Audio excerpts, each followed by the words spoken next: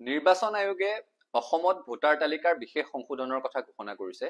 এটা কথা স্পষ্ট, অসম আন্দোলনৰ সময়ৰ পৰা এতিয়ালৈকে অসমত সদায় অশুদ্ধ ভোটাৰ তালিকাৰ আধাৰতে নিৰ্বাচন অনুষ্ঠিত হৈ আহিছে। মহামান্য আদালতেও এই কথাটো স্বীকাৰ কৰিছে যে অসমৰ ভোটাৰ তালিকাত অবৈধ বিদেশীৰ নাম সন্নিৱিষ্ট হৈ আছে। তেনে প্ৰেক্ষাপটত অসমত ভোটাৰ তালিকাৰ সংশোধনৰ প্ৰয়োজন আছে, কিন্তু অসমত তেতিয়ালৈকে আমি এখন শুদ্ধ ভোটাৰ তালিকা নাপাওঁ যেতিয়ালৈকে এখন শুদ্ধ এনআৰচি নাপাওঁ।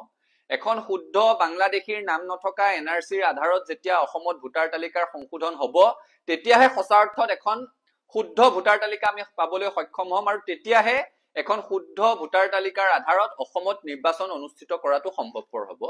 এতিয়া নিৰ্বাচন আয়োগে বিশেষ সংশোধনৰ কথা ঘোষণা কৰিছে। বিদেশীৰ নাম কৰ্তন হোৱা এখন ভোটাৰ তালিকা পাম বুলি আমি আশা কৰিছো, কিন্তু মুখ্য নিৰ্বাচনী বিষয়াগৰাকীয়ে ভোটাৰ তালিকা সংশোধন সম্পৰ্কে বক্তব্য ৰাখিবলৈ গৈ যি ধৰণৰ কথা কৈছে সেয়া চূড়ান্তভাৱে বিভ্ৰান্তিকৰ আৰু অসমৰ মানুহৰ মনত সংশয়ৰ সৃষ্টি হৈছে। তেওঁ কৈছে যে দুদিন আগতে অহা বহিঃৰাজ্যৰ এগৰাকী ব্যক্তিও ভোটাৰ তালিকাত নাম সন্নিৱিষ্ট কৰিব পাৰিব। এইটো কি ধৰণৰ আচৰিত কথা? এটা কথা খাটাং, নিৰ্বাচনৰ পূৰ্বে চূড়ান্ত ভোটাৰ তালিকা প্ৰকাশ হোৱাৰ পাছত তাৰ পাছত কোনো ব্যক্তিৰ নাম তাত সন্নিৱিষ্ট হ'ব নোৱাৰিব। একে সময়তে দুদিন আগত অহা ব্যক্তি এগৰাকীয়ে যদি নাম সন্নিৱিষ্ট কৰে, তেওঁ পূৰ্বতে থকা ৰাজ্যখনত পূৰ্বতে যিটো সমষ্টিত ভোট দিছিলে সেই সমষ্টিটোৰ পৰা যে তেওঁৰ ভোট কৰ্তন হৈছে, সেই ভোটাৰ তালিকাৰ পৰা যে তেওঁৰ ভোটটো কটা গৈছে, সেই কথাটোৰ নিশ্চয়তা আছে নে নাই, সেই কথাটো মুখ্য নিৰ্বাচনী বিষয়াগৰাকীয়ে স্পষ্ট কৰিব লাগিব। কাৰণ অসমৰ দৰে এখন ৰাজ্য য'ত অশুদ্ধ ভোটাৰ তালিকাৰ কাৰণে ঐতিহাসিক অসম আন্দোলনৰ দৰে এটা আন্দোলন হৈ গৈছে, য'ত 860 গৰাকীকৈ লোক শ্বহীদ হৈছে, তেনে এখন স্পৰ্শকাতৰ ৰাজ্যত বক্তব্য ৰাখোতে মুখ্য নিৰ্বাচনী বিষয়াগৰাকীক সংবেদনশীল হবৰ কাৰণে সকীয়াই দিছো। দুদিন আগত অহা ভোটাৰে যদি ইয়াত নাম সন্নিৱিষ্ট কৰিব পাৰে, ইয়াৰ অৰ্থ হৈছে বাহিৰৰ পৰা আমি কিছুমান ভ্ৰাম্যমান ভোটাৰ ইয়ালৈ লৈ আহিব বিচাৰিছো নেকি? লাখে লাখে ভোটাৰ ইয়াত আহিব, ভোট দিব আৰু ইয়াৰ পৰা গুচি যাব নেকি? পৰৱৰ্তী নিৰ্বাচন আহিলে গৈ সেইখন ৰাজ্যত আকৌ গৈ ভোট দিব পাৰিব নেকি? পূৰ্বৰ ৰাজ্যখনৰ ভোটাধিকাৰ কৰ্তন হৈছে নে নাই সেই কথাৰ নিশ্চয়তা নোহোৱাকে কোনো বৈধ ভাৰতীয় নাগৰিকে আকৌ অসমৰ ভোটাৰ তালিকাত নাম সন্নিৱিষ্ট কৰিব নোৱাৰিব।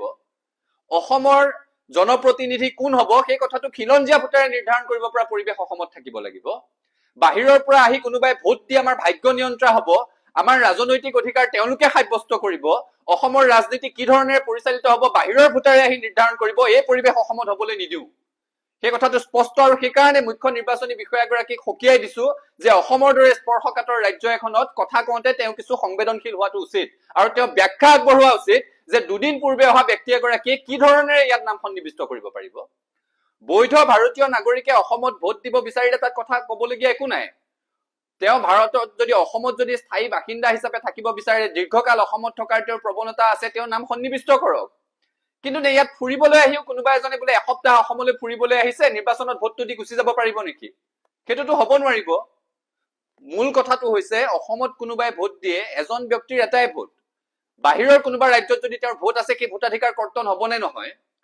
নে অসমৰ নিৰ্বাচনৰ পিছত আকৌ এখন ৰাজ্যত নিৰ্বাচন হলে তাতো গৈ ভোট দিব পাৰিব নেকি? এই ধৰণৰ বিভ্ৰান্তিকৰ কথাৰে সৈতে অসমৰ ৰাইজক সংশয়ৰ মাজলৈ ঠেলি নিদিবৰ কাৰণে মুখ্য নিৰ্বাচনী বিষয়াগৰাকীক আহ্বান জনাইছো, আৰু অসমত খিলঞ্জীয়া মানুহৰ ভোটেৰে সৈতে খিলঞ্জীয়া জনপ্ৰতিনিধি জিকি অহাৰ পৰিৱেশটো আমি ৰচনা কৰিব লাগিব। গতিকে মুখ্য নিৰ্বাচন বিষয়াগৰাকীক পুনৰ আহ্বান জনাইছো, এই কথাটোৰ তেওঁ স্পষ্ট ব্যাখ্যা আগবঢ়োৱা উচিত, আৰু অসমৰ মানুহৰ মনত সৃষ্টি হোৱা সংশয় দূৰ কৰাৰ কাৰণে তেওঁ ব্যৱস্থা ল'ব লাগে।